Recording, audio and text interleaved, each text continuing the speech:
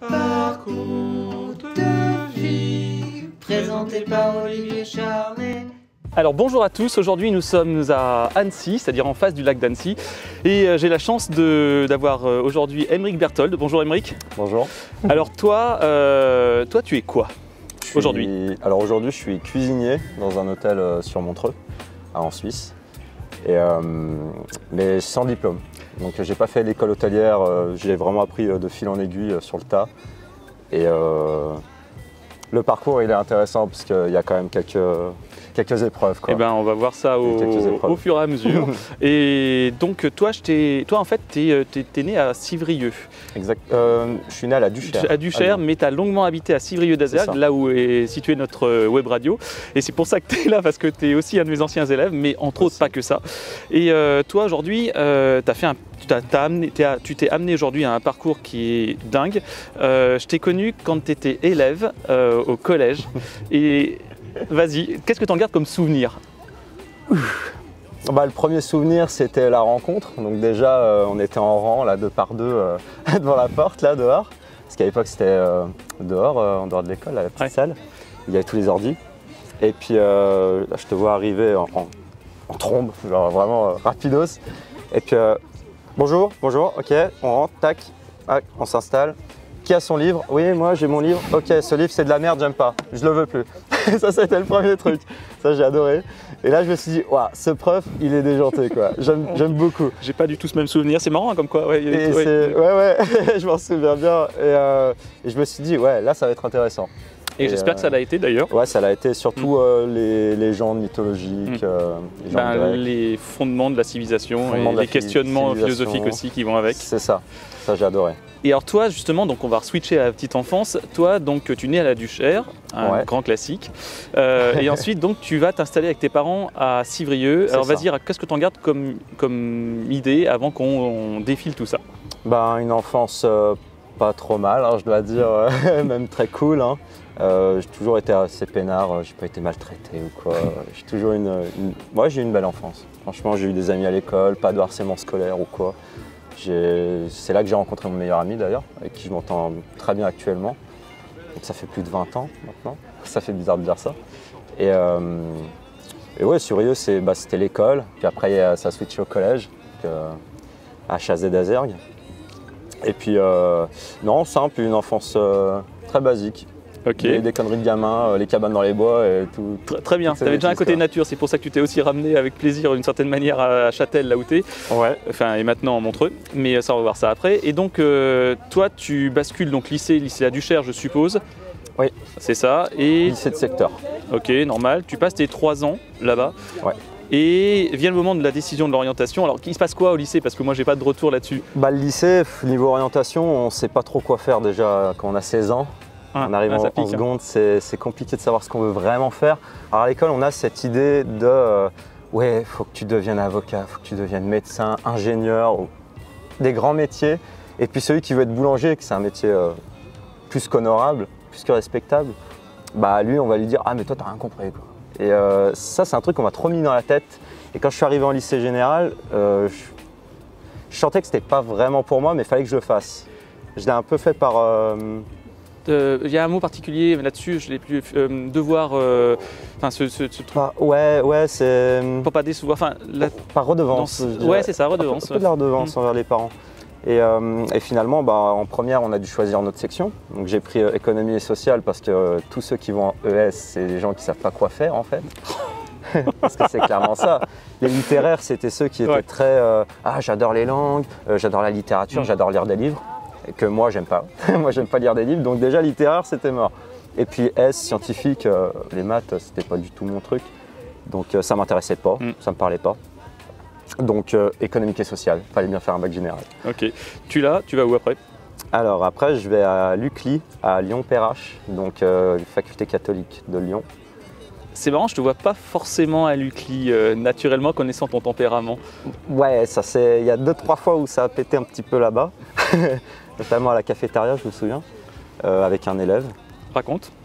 En 3e année, et puis moi j'étais en première, et j'avais que 20 minutes pour manger, et je lui dis dans la file d'attente, excuse-moi, est-ce que je peux passer devant toi, parce que j'ai vraiment pas le temps. Et il me dit non, tu fais la queue comme tout le monde, tu dégages. Enfin vraiment il m'a mal parlé.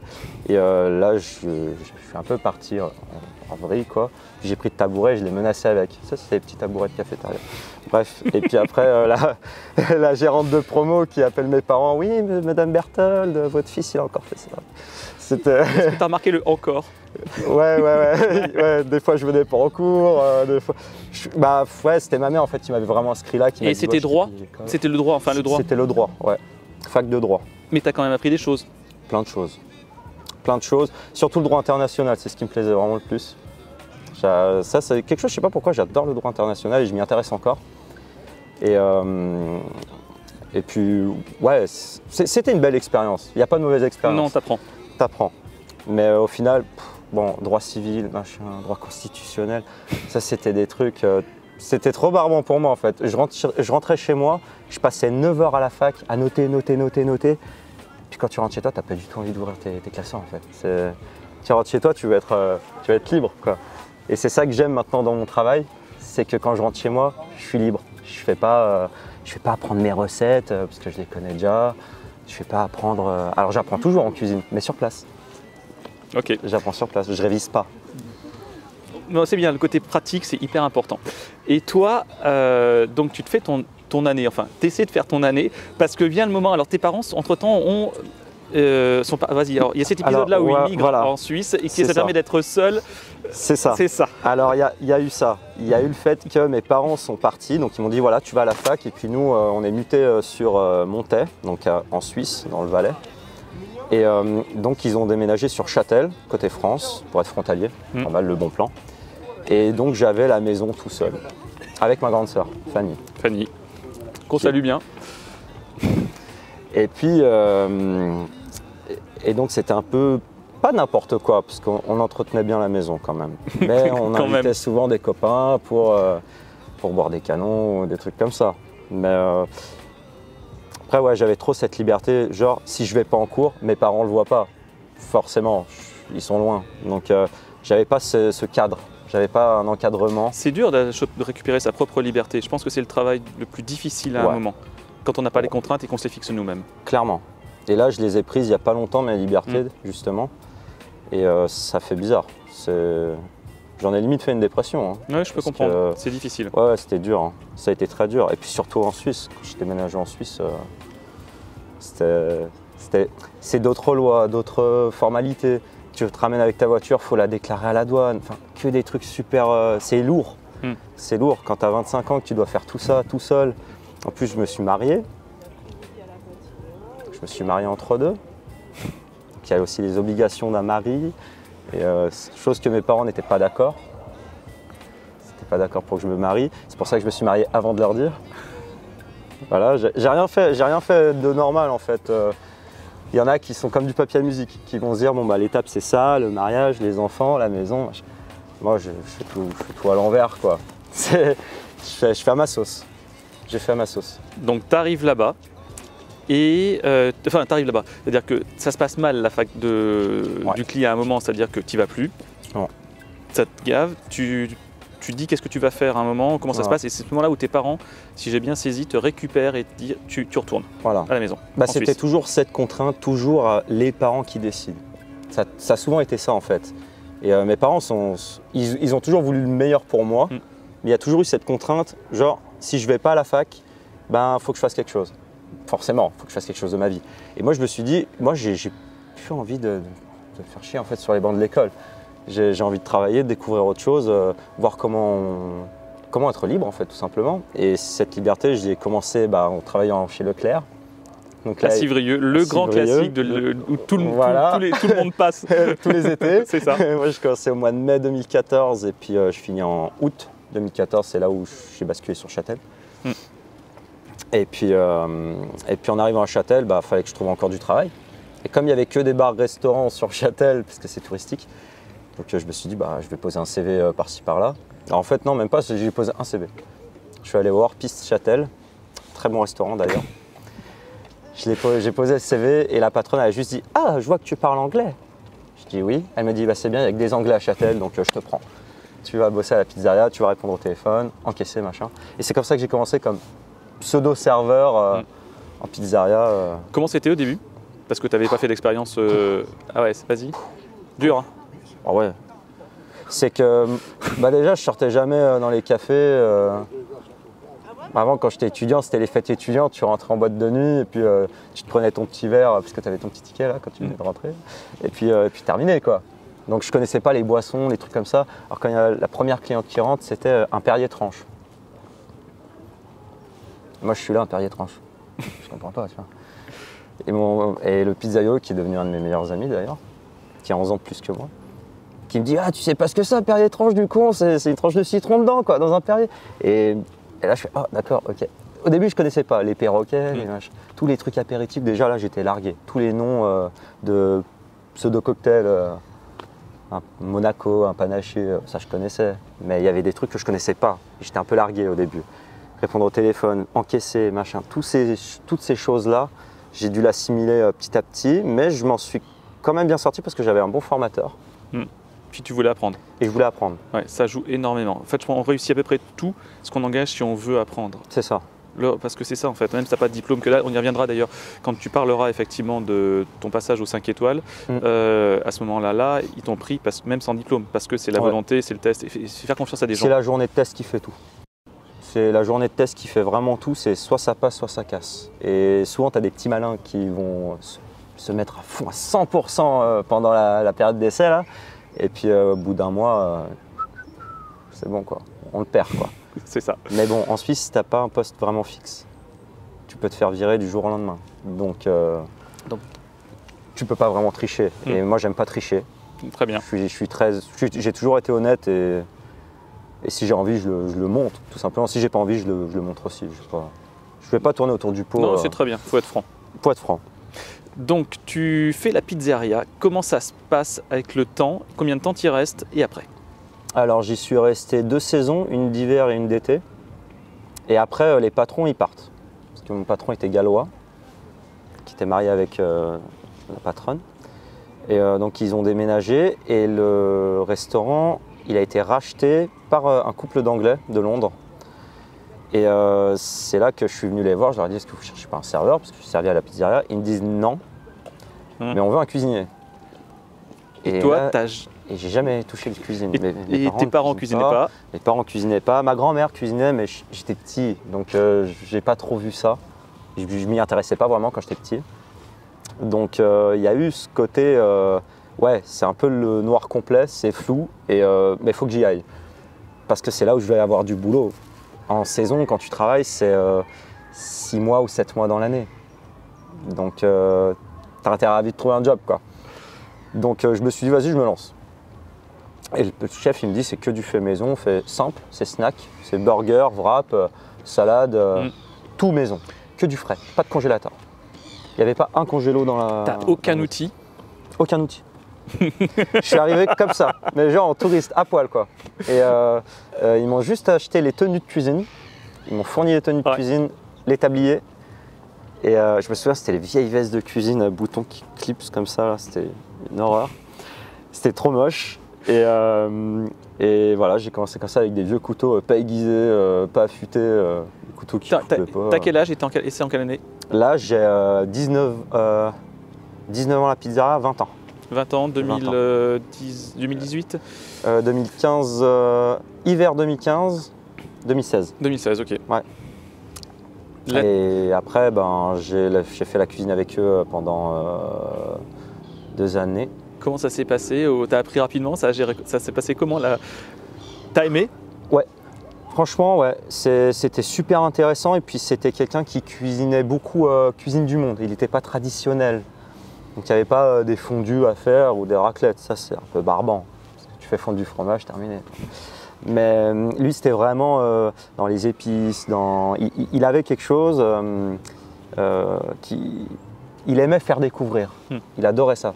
Et c'était quelqu'un qui sortait d'un étoilé Michelin, déjà de base. C'est très bien, très bon formateur. Il avait une super bonne formation et il était très, très calme, même trop calme. C'était un calme de mort. Il était très froid, mais avec beaucoup d'humour. Hein. Oui. L'humour à l'anglaise, tu vois. Je vois tout à fait. Mais très, très froid. Et première fois que je l'ai vu, je me suis dit, ouf, il faut pas faut pas l'embêter, quoi. C'est un vrai chef, quoi. Ça fait un peu un Etchebest à l'anglaise. Ouais, c'était un peu un gars comme ça. Et non, franchement, je me suis éclaté. C'était génial. C'était génial. Ok, tu termines quand avec lui? J'ai terminé, j'ai terminé 2000, j'ai fait saison d'hiver. Je fais à peu près 3 saisons, je crois. 2 d'hiver et 1 d'été. Ok. Et après l'été, j'ai fait le bar. Ah, j'allais te poser la question, il n'y a pas un moment où tu es barman? Ouais, c'est ça. Ouais. Parce qu'en cuisine, on faisait beaucoup d'heures. C'était en coupé, donc 9h le matin. Et puis ça pouvait être tiré jusqu'à 15, 16 heures. Puis tu revenais à 18. Moi, ça allait, j'habitais à côté. Donc ça allait encore pour faire une sieste. Mais après, revenir le soir et puis finir à 23h, 23h30, tout dépendait de la clientèle, quoi. Ça arrivait qu'il y en a un, il venait fêter son anniversaire à 12 personnes à 22h, alors qu'on fermait à 22h. Tu prenais quand même. Parce que c'est le commerce. C'est des sous. Bah oui. C'est des sous qui rentrent. Et puis après, comme c'est des Anglais, ils te lâchaient 50 € de pourboire. C'était énorme, les pourboires qu'on prenait. Parce que moi, j'étais au SMIC, donc 1002. Ça pique. Donc à 80 heures semaine, j'essaie de le dire en français, je me concentre. Parce que maintenant, tu as pris la mentalité suisse. Maintenant, c'est 70, 80, 90. Tu me dis Valais en Suisse? Ah, le Valais. Tu le fais très bien. C'est le Valais. C'est le Valais. Ouais, donc tu chiffres sur des horaires de cuisine. C'est d'ailleurs pour ça que ça pose et ça a posé autant de problèmes d'ailleurs pour recruter du monde. Bah ouais, carrément. Même actuellement, c'est super dur. Mais encore là, on est bien au Plaza.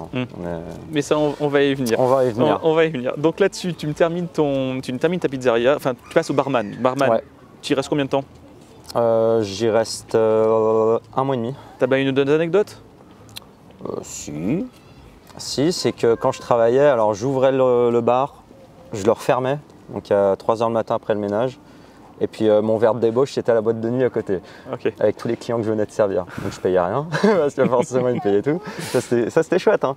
Mais par contre, tu dors jamais la nuit, tu dors que le jour, donc tu prends jamais le soleil. Tu es toujours un peu malade.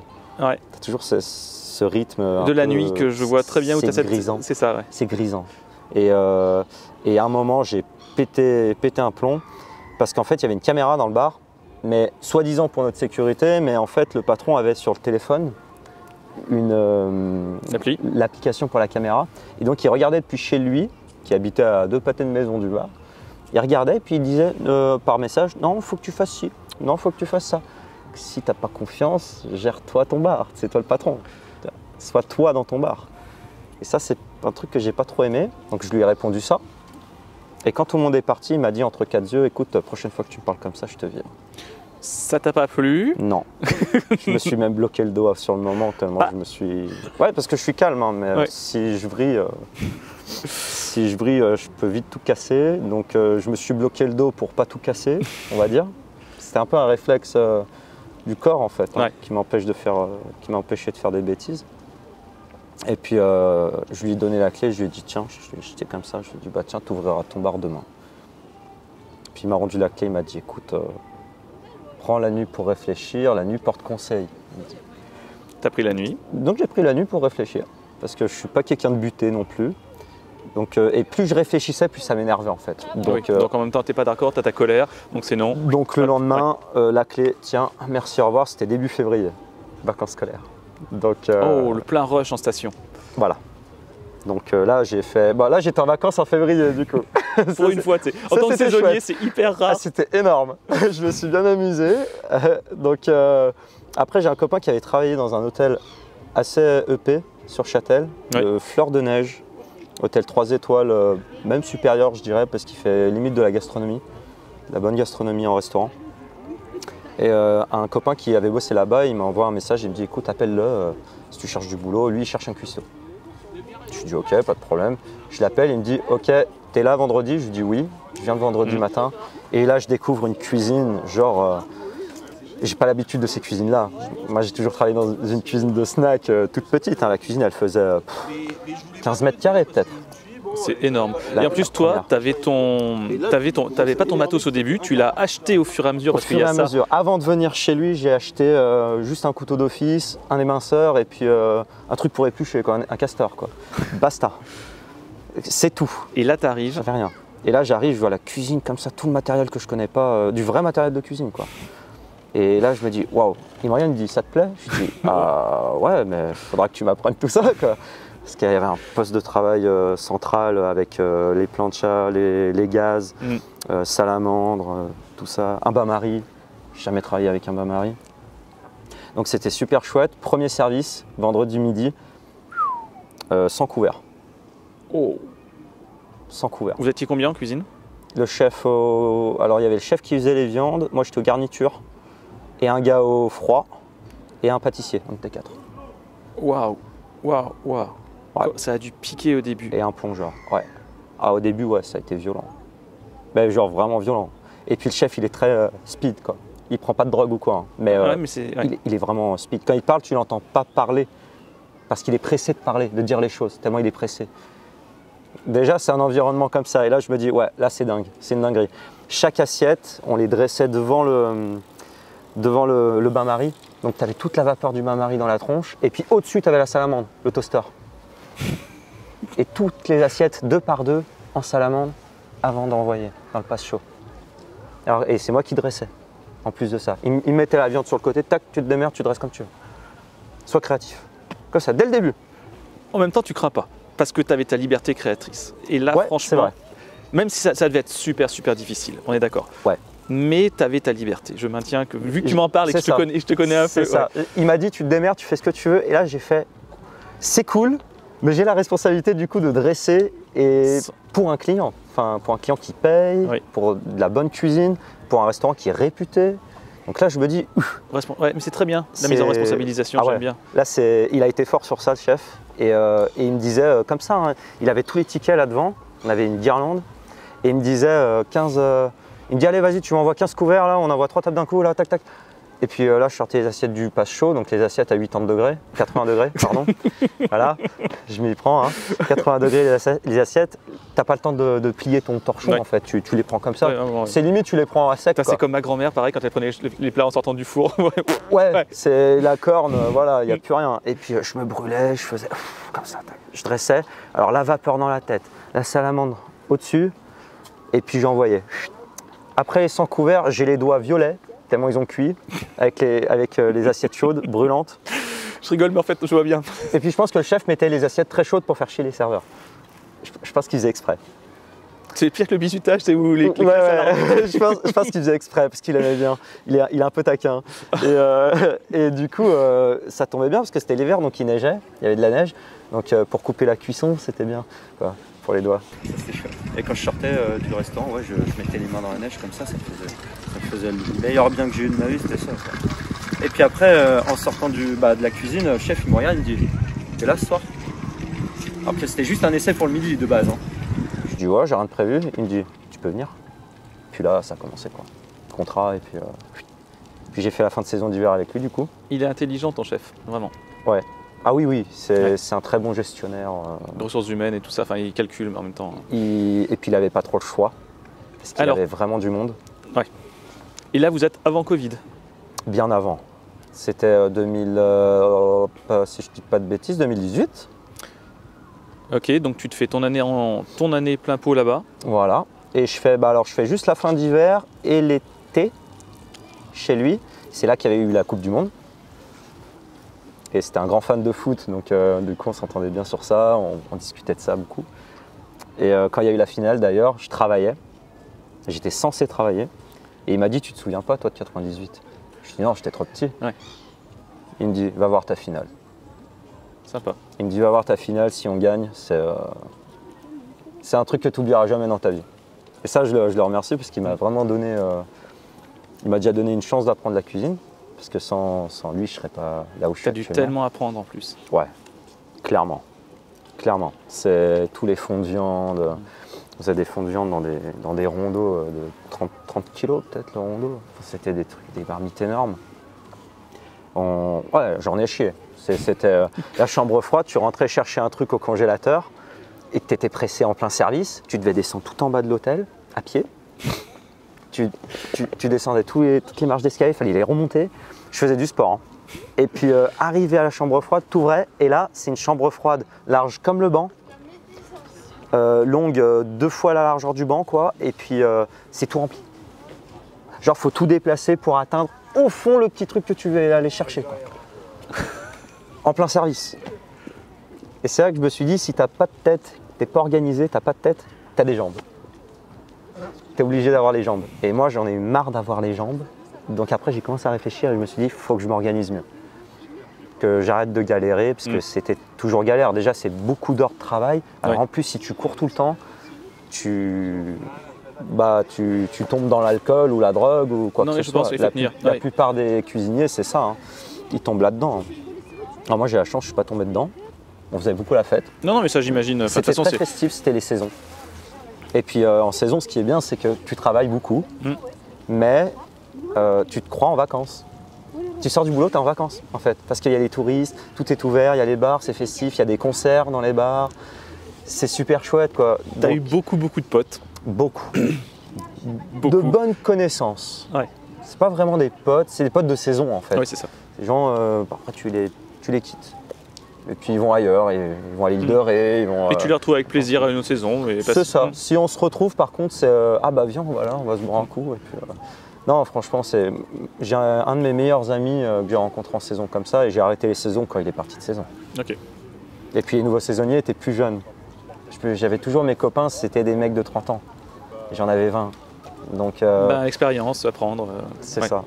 Et qui m'ont apporté beaucoup plus que les gamins qui sortaient de l'école et qui venaient en saison et qui se prenaient pour des fifous là. Et puis je regarde, ouais non, c'est bon.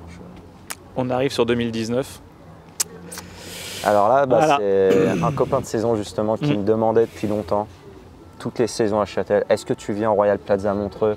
Viens, je te brief, il était seconde cuisine là-bas. Puis je lui dis, bah écoute, moi j'ai pas le permis de conduire. Et puis au moment où je l'ai passé, je l'ai appelé du coup. Je lui ai dit, t'as toujours besoin? Il me dit, on a toujours besoin. Toujours, même si tu viens, on aura encore besoin de quelqu'un. Donc on cherche tout le temps. Donc je lui dis, ok, pas de problème. Il me dit, allez, je t'emmène. Il m'emmène, on fait un essai au début.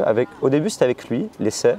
Marché de Noël à Montreux à ce moment-là. Alors Montreux, parce que tu as le Montreux Jazz Festival, voilà, tu as le Comédie aussi. Montreux Comedy Club actuellement. Ouais, c'est ça. Donc c'est vrai que tu as énormément de tourisme.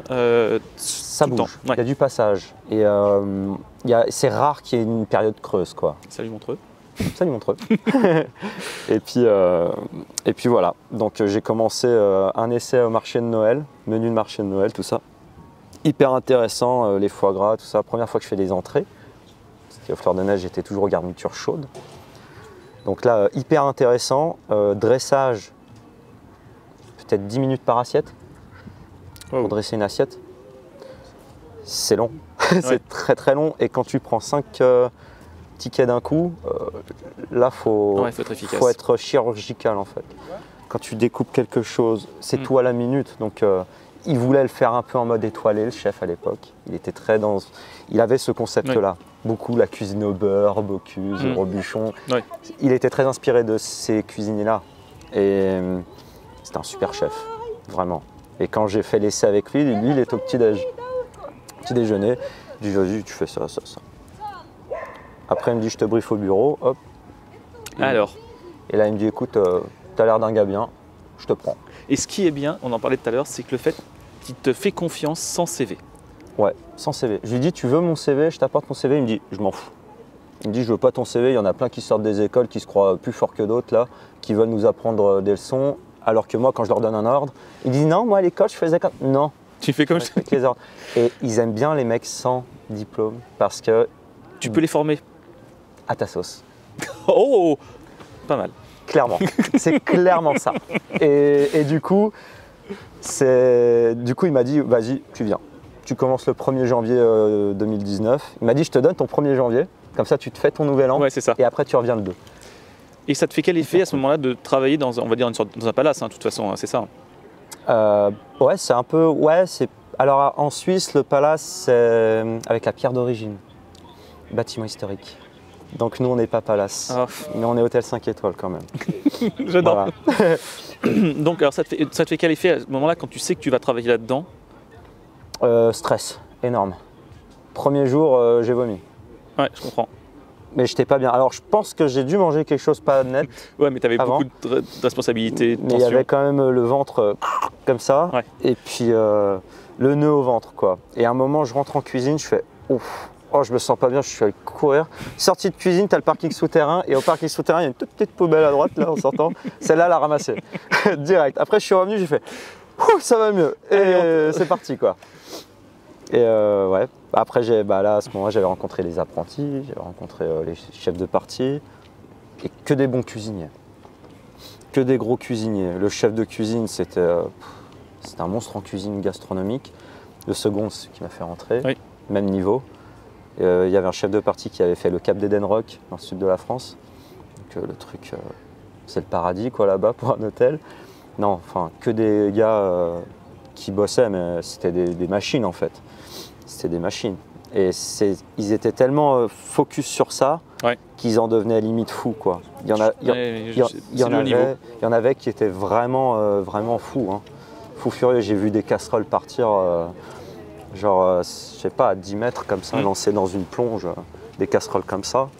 Parce que tu n'avais pas fait tel truc ou qu'ils étaient mécontents. Non, même pas, il était pressé. Mon Dieu. Ah ouais, en plein brunch, parce qu'on faisait les brunchs aussi. Première découpe de viande en salle devant des clients, jamais coupé un poulet. Ça a l'air simple comme ça de couper un poulet, hein, mais bien couper un poulet. Avec chic, c'est compliqué. Comment ça se passe, d'ailleurs ça me fait penser, comment ça se passe aujourd'hui par rapport à l'évolution culinaire, c'est-à-dire à l'urgence climatique, par rapport au monde du végétalisme et tout ça? Est-ce que vous avez une approche là-dessus ou pas? Ouais, on a une approche là-dessus, c'est qu'on essaye de faire vraiment un minimum de gaspillage déjà, Ça, c'est gaspillage alimentaire. Un très bon cuisinier, normalement, Il en fait quasiment pas, ouais, c'est ça. Et souvent dans les étoilés, parce qu'il y en avait plein des étoilés qui ont fait des étoilés dans l'équipe, ils me disaient des fois, une fois par semaine, tu sais pas quand ça tombe, c'est contrôle surprise des poubelles. Excellent. Le chef, il fouille les poubelles et quand il retrouve un truc, ça devait péter, je pense. Et j'ai toujours pensé à ça et jamais gaspiller. Jamais. Une épluchure de carottes ou quoi, faut pas gaspiller. Ça peut toujours servir pour un fond de viande, pour n'importe quoi. Donc, il y a ça. Après, c'est un peu une aberration, l'hôtellerie, au niveau de l'écologie, parce qu'un hôtel est toujours éclairé. Oui, je sais. Il y a toujours un peu d'éclairage, même la nuit. Il y a le problème de, comment dire, l'eau, la plonge. Oui, mais alors, décongeler quelque chose, l'eau elle coule tout le temps. Donc on laisse couler l'eau pour décongeler un produit. Alors les choses ont évolué, je pense qu'avec le temps on trouvera des moyens techniques pour décongeler sans cette déperdition d'eau, parce que ça viendra de toute façon. Ça viendra. Parce qu'on peut plus se permettre aujourd'hui, effectivement, même au niveau des coûts, et surtout l'eau qui devient une matière maintenant rare.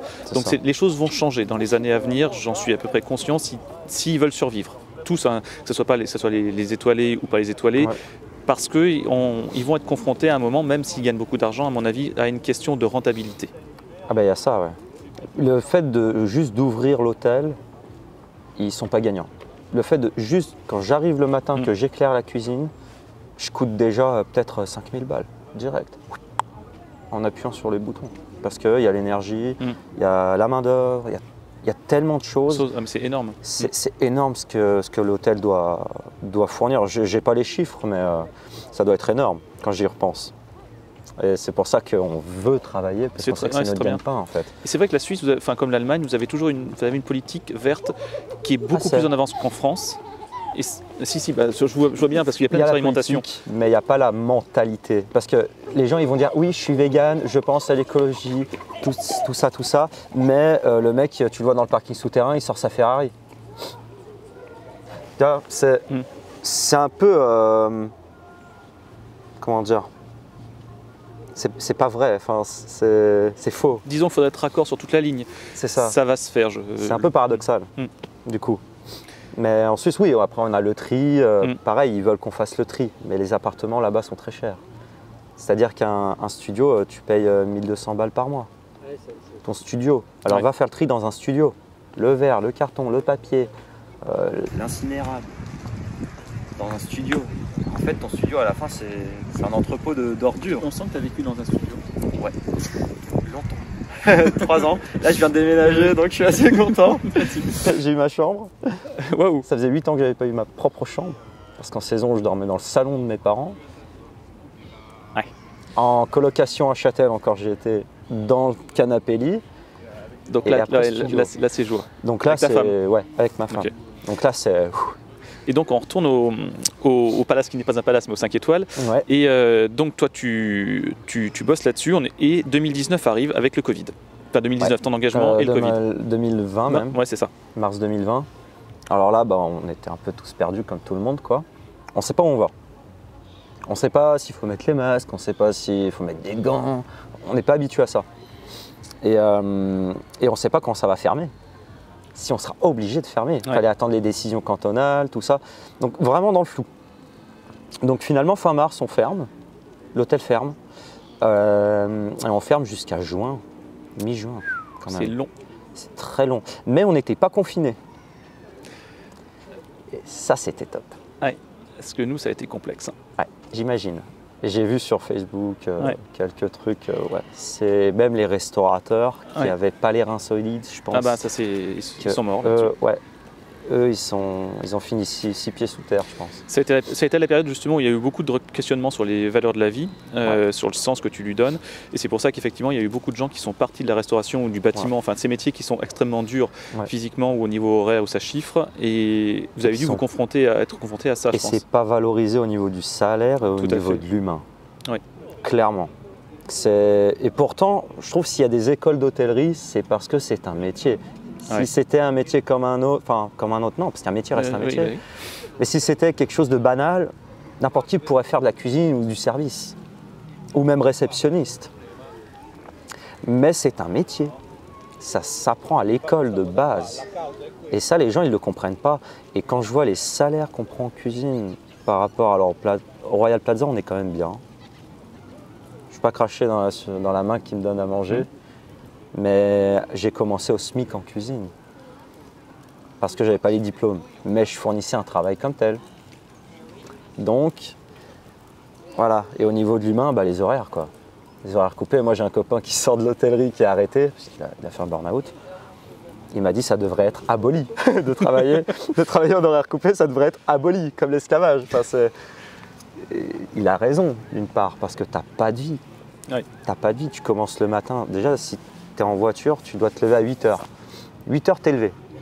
Tu arrives au boulot, tu ouvres, midi, service, 14h, tu finis, ménage, 15h, tu es loin. Minimum, si tu n'as pas de pépin. 15h, allez, 16h, tu es chez toi, 17h, tu retournes. Pour aller bosser à 18h. 19h, début de service, 22h, ménage, 22h30, normalement, tu es loin. Voire 23h. T'es debout depuis 8 heures. Des grosses journées. Ouais, t'es debout depuis 8 heures le matin. Sur une vie entière, c'est dur à tenir. Énorme. Moi, j'ai eu beaucoup de cuisiniers sur Châtel, notamment, les saisonniers, parce que c'est un peu... Voilà, les saisonniers, c'est un rythme de vie comme ça. Ouais. Et quand forcément, après le travail, à 23h, ils vont boire des coups. Mais ils ne savent pas boire. Raisonnablement. Voilà. Ouais. On y va à fond, quoi. Et le problème là-dedans, c'est ça, c'est ce rythme. Parce que le mec, il sort du bureau, il va sortir du bureau peut-être à 18h, allez, 17h30 ou 18h, 19h, max, il est chez lui. Il a le temps de se faire à manger, il a le temps de prendre sa douche, il a le temps de parler à sa femme, il a le temps de faire 2-3 trucs. Lire un livre, regarder la télé. Nous, à 23h, 23h30, quand tu rentres chez toi, tu prends ta douche, tu manges parce que tu n'as pas le choix. Il faut bien manger. Parce que sinon tu ne tiens pas. Voilà. Et puis tu vas te coucher, quoi. Ok, donc difficile. Donc là, les gens sortent. Ouais, là, tu étais en chômage technique pendant cette période-là. Voilà. Donc là, le rythme, cassé total. Je fais rien. Là, le rythme, je suis passé de ça à ça. Ok. Donc compliqué. Même à la fin, je commençais vraiment à m'énerver pour un oui ou pour un rien. Ça me gonflait vraiment. Et quand j'ai repris et que j'ai retrouvé les collègues, c'était comme une réunion de famille en fait, qu'on se retrouve. Et voilà, remettre la cuisine en place, tout renettoyer, tout remettre en place. Puis après, on est reparti quoi. Et on a refermé après.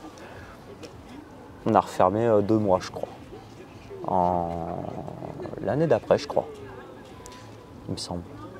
Juste avant la Coupe d'Europe, je crois. On avait Ok. fermé puis rouvert, il me semble. Et après, donc là, c'est reparti. Ouais. Et vous avez quel public? Alors, le public, Oui, c'est ça. quelle clientèle? Ouais. Alors, beaucoup le Montreux Comedy Club, là, en ce moment, on a eu... ils vont beaucoup au Montreux Palace. Hein. Ils vont beaucoup en face parce que c'est le Palace. Mais sinon, on a quand même eu quelques comédiens comme Artus, comme quelques comédiens que je connais même pas d'ailleurs, parce que je m'y intéresse même pas. Et on me dit, ouais, il y a lui qui est là et tout, regarde. Voilà. On a eu Ruff, Ok. le rappeur, Ruff.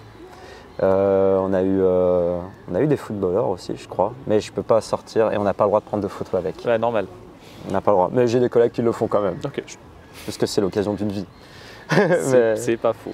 Mais bon, mais voilà. Après, on a eu des hommes politiques, des anciens hommes politiques. Le grand patron qui vient manger au brunch, des fois.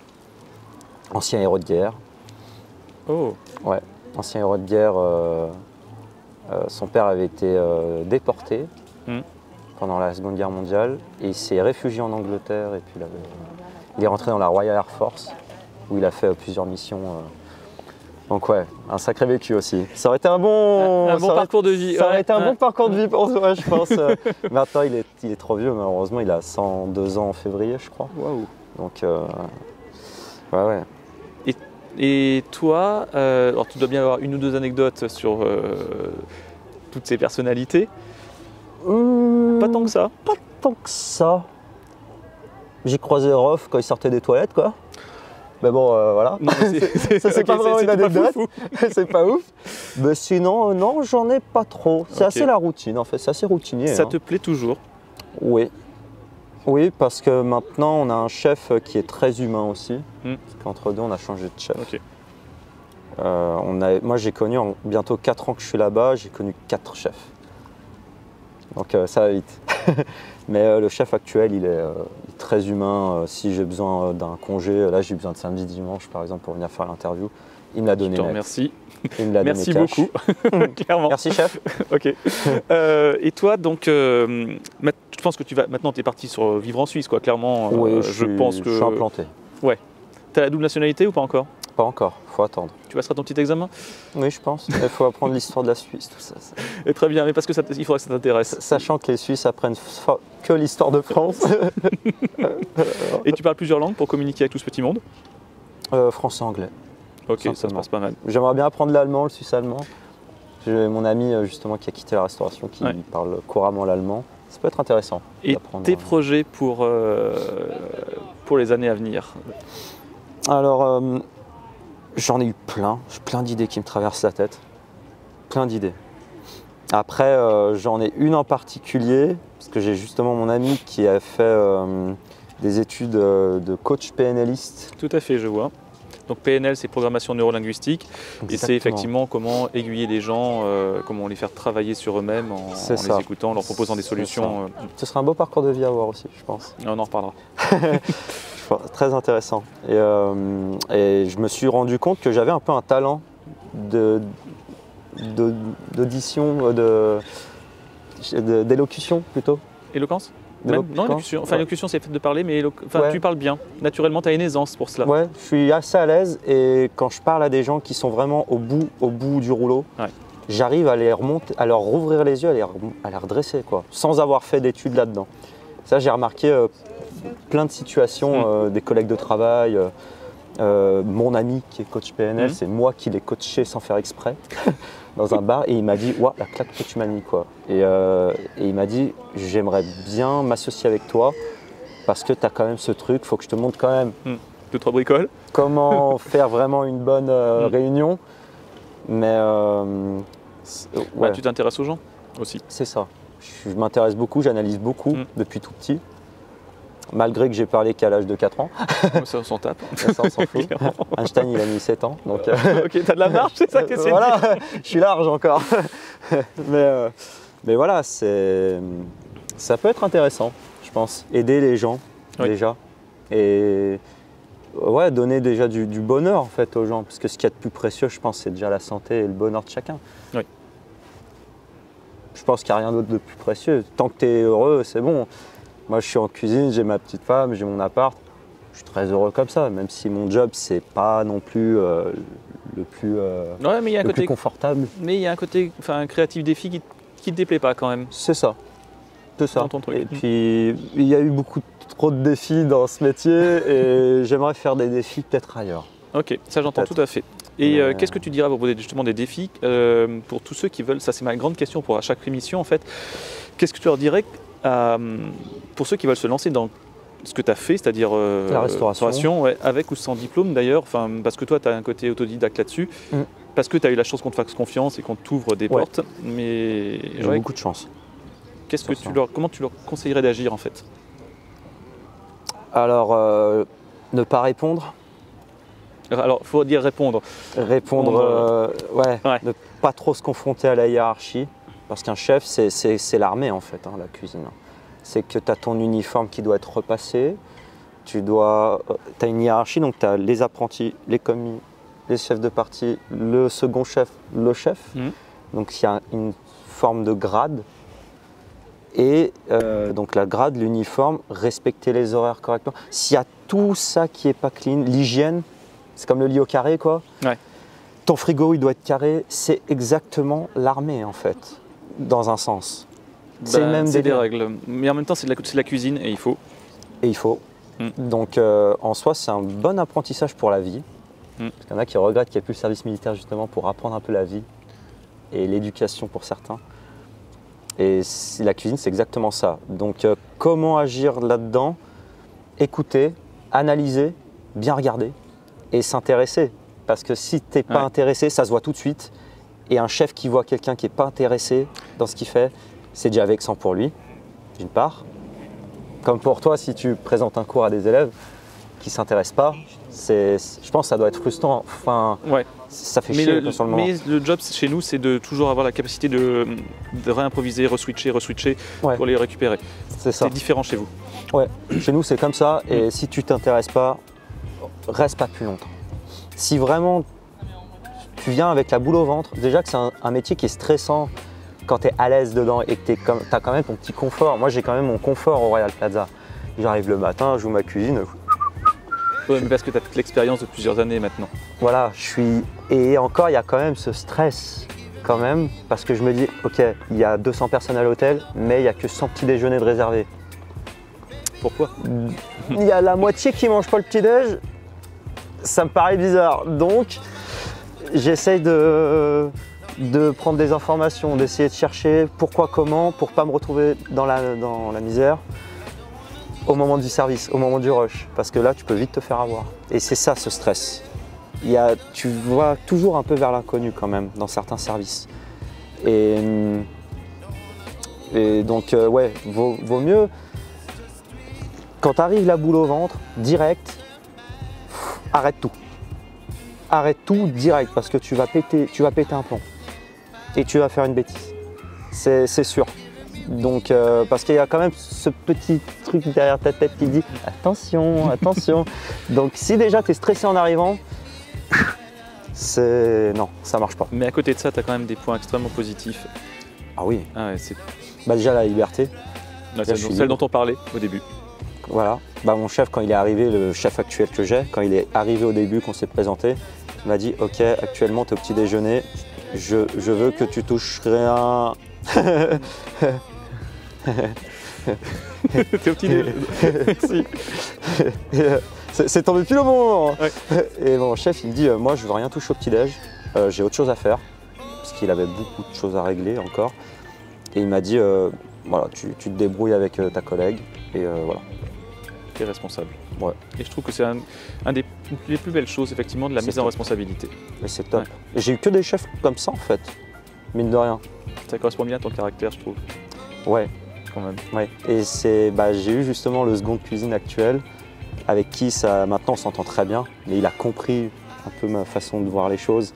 Et au début, il était tout le temps derrière moi, comme un commis, comme un apprenti, tu vois, tout le temps derrière.